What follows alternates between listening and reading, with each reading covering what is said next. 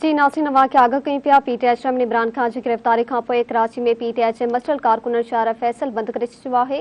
Road बंद थियण सबबि ट्रैफ़िक मुअतल थी वई आहे। अवाम सख़्त ॾुखियाईनि खे मुंहुं ॾेई रहियो आहे। इन हवाले सां असां सां वीडियो लिंक ते मौजूदु आहे ख़ालिद हुसैन। जी ख़ालिद हुसैन। जी बिल्कुल असी हिन वक्त मौजूद आहियूं। ही मेन रोड है शाराए फैसल जिते पुलिस जी जेका है वडी नफ़री पहुंची चुकी है। ही शाराए फैसल जो जेको गोरा कब्रिस्तान वारो इलाइक़ो है। हिन पासे FTC बिल्डिंग है। पुलिस जी वडी नफ़री मौजूद है। आला अमलदार आहिनि, पुलिस जा ऑफिसर भी मौजूद आहिनि, SSPs भी पहुंची विया आहिनि। वडी नफ़री मौजूद है।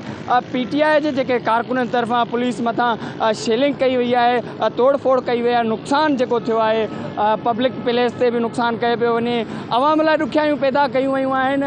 इमरान खान जी गिरफ़्तारी बाद जीअं ई मीडिया ते ॻाल्हि अची वई, इमरान खान जी गिरफ़्तारी बाद जेके मशरल माण्हू आहिनि उहे रोडनि ते निकितल आहिनि।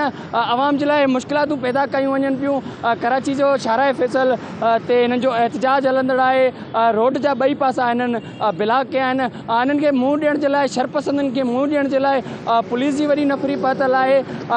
पुलिस जेका आहे हिन वक़्तु हाई अलर्ट लॻी पई आहे।